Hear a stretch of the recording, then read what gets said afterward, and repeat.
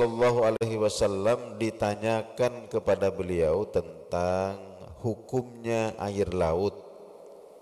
Jadi ada sahabat Rasulullah Shallallahu Alaihi Wasallam itu yang biasa bepergian dengan perahu.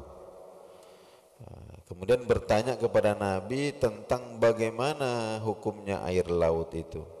Qala, maka Rasulullah Shallallahu Alaihi Wasallam bersabda, huwa, laut itu at-tahuru ma'uh, suci airnya. Jadi airnya itu suci dan mensucikan. Al-hillu maitatuhu, dan halal bangkainya. Halal bangkainya. Dalam suratul Maidah, surah Al-Maidah ini maknanya kan makanan yang dihidangkan, namanya Maidah. Ayat 96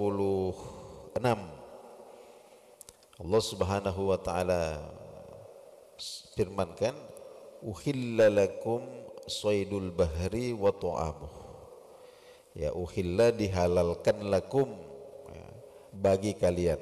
Ya, silahkan kalian manfaatkan karena telah dihalalkan. Apa itu? Yang pertama, saydul bahri, binatang buruan laut. Nah, apa yang dimaksud dengan saydul bahri? Yaitu mastuti daminhu, yaitu binatang yang diburu dari laut. Apakah dengan cara dipancing, cara ditombak, dan lain sebagainya. Itu namanya as-saydul bahri, itu hukumnya halal. Kemudian wa ta'amuhu, dan makanan yang berasal dari laut.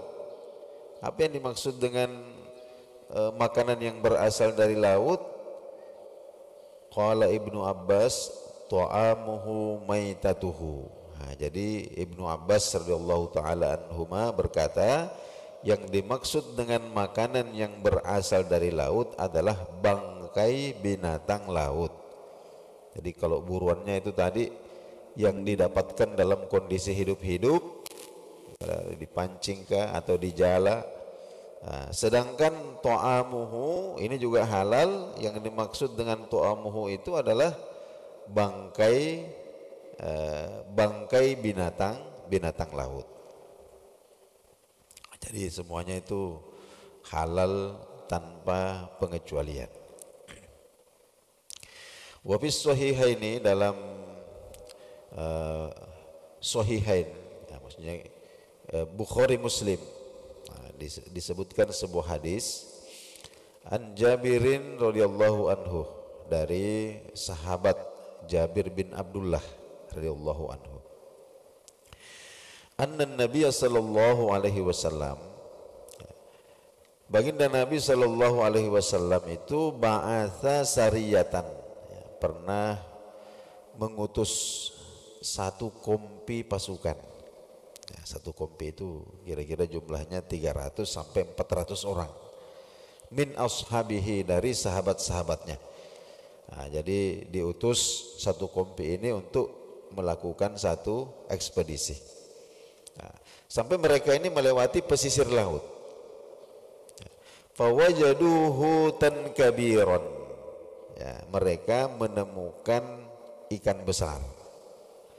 Nah, hutan kabiron ini, ya, sejenis ikan paus. Qad jazara anhul bahr, yang sudah menjadi bangkai. Nah, sudah terdampar di pinggir laut, ya. Jadi fa'akalu minhu bid'atau wa ishrina yauman. Jadi pasukan satu kompi ini, ya, kira-kira jumlahnya 300 sampai 400 orang itu mengkonsumsi, ya, mereka santap itu ikan paus itu, bangkainya itu lebih dari 20 hari. Lebih 20 hari. Thumma qadimu ilal Madinah, kemudian ketika pasukan ini kembali ke Madinah, fa akhbaru Rasul alaihi salatu wassalam, barulah mereka ceritakan kepada Rasulullah sallallahu alaihi wasallam, ya Rasulullah, Kami lewat di pesisir pantai ini ketemu bangkai ikan besar sekali. Kami makan sudah. Maka Nabi SAW menanggapi itu, beliau mengatakan begini, kulu, ya makanlah. Itu rizqan akhrajahullahu lakum. Itu rezeki yang Allah kirimkan untuk kalian. Wa at'imuna in kana ma'akum. Ya, siapa tahu masih ada sisanya, bagilah juga kepadaku, kata Nabi sallallahu alaihi wasallam. Fa'atahu ba'duhum, maka bisyai'in min. Maka ada sahabat yang memberikan kepada beliau. Kali ada yang bikin dendeng dikeringkan sampai dibawa pulang ke Madinah. Nabi katakan, makanlah, itu rezeki kalian dari Allah Subhanahu wa taala. Kalau masih ada sisa, berikan juga kepadaku. Ada yang kemudian memberikan kepada Nabi, fa'akalahu, maka baginda Nabi sallallahu alaihi wasallam memakannya. Wa mislu maitatil bahri, dan seperti hukumnya bangkai binatang laut itu al-jaradu, belalang. Faqad rakhasa Rasulullah sallallahu alaihi wasallam fi aklihi maitan. Ya, baginda Nabi sallallahu alaihi wasallam membolehkan, ya, belalang itu memakan bangkai belalang, boleh memakan bangkai belalang. Kenapa? Li'anna zakatahu ghairu mumkinah, karena tidak mungkin disembeli. Ya, repot gitu Pak kalau makan belalang terus disembeli satu-satu. Ya. Qala Ibnu Abi Aufa, ada sahabat Nabi itu namanya Ibnu Abi Aufa radhiyallahu anhu. Beliau cerita. Ini disebutkan di dalam Rawahul Jamaah. Ketika dikatakan jamaah diriwayatkan oleh al-jamaah, maka berarti semua pakar-pakar hadis, ya, Imam Bukhari, Imam Muslim, At-Tirmizi, Al-Hakim itu meriwayatkan, kecuali satu orang, yaitu Imam Ibnu Majah. Apa yang disampaikan oleh Ibnu Abi Aufa? Beliau mengatakan, gazawna ma'a Rasulillah sallallahu alaihi wasallam sab'a ghazawatin. Saya ikut perang dengan Nabi sallallahu alaihi wasallam itu 7 peperangan. Jadi ada 7 ekspedisi peperangan yang saya ikuti. Naqulu ma'ahul jarad. Kami biasa mengkonsumsi belalang. Jadi dalam peperangan-peperangan ini bersama dengan Rasulullah sallallahu alaihi wasallam, biasa yang menjadi salah satu menu utama kami itu adalah memakan belalang. Selanjutnya al-intifa'u bi juludil maitati wa 'azmiha wa sya'riha. Bagaimana hukum memanfaatkan kulit bangkai, tulang, bulu dari binatang-binatang yang halal dimakan dagingnya. Jadi pengharaman terhadap bangkai itu, bangkai binatang yang halal, ya, dikecualikan yang haram dimakan. Jadi pengharaman bangkai itu hanya sebatas pada memakannya saja, memakan. Adapun memanfaatkan kulitnya, memanfaatkan tanduknya, tulangnya, bulu-bulunya, fala ba'sa bihi, maka itu tidak mengapa. Karena barang-barang tersebut masih bisa digunakan. Fala tajuzu idha'atuhu, maka tidak boleh disia-siakan.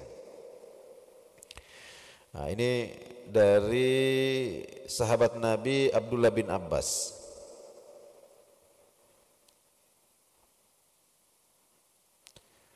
Beliau sampaikan sebuah hadis, ya, tasaddaqa ala maulatin li Maimunata ummil mu'minin bisyatin. Ya. Ada seorang maula. Maula itu budak yang dimerdekakan, ya. Jadi Sayyidah Maimunah Ummul Mukminin ini istri salah seorang dari istri Rasulullah sallallahu alaihi wasallam itu punya budak yang kemudian dimerdekakan oleh Sayyidah Maimunah. Nah, suatu ketika budak ini, maulanya ini datang ya, memberikan seekor kambing kepada Sayyidah Maimunah. Nah, seekor kambing hidup-hidup. Nah, tidak lama kemudian pamatat, kambing itu mati.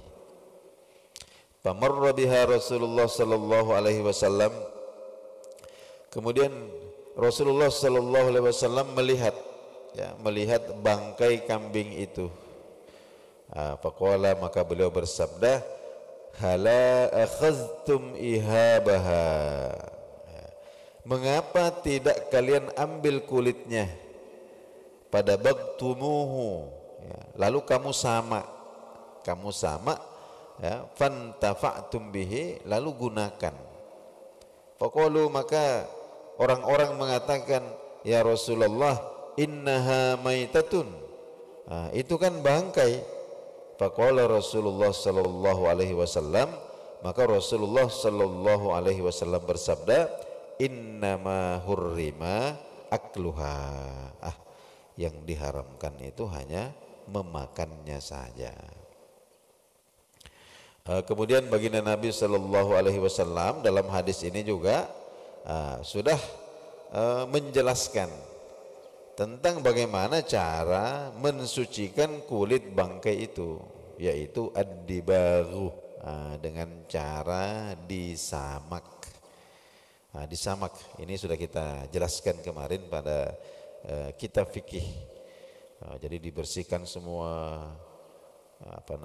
lemak-lemaknya ya, lalu kemudian dikeringkan ya, setelah kering nanti dites dulu, direndam ya.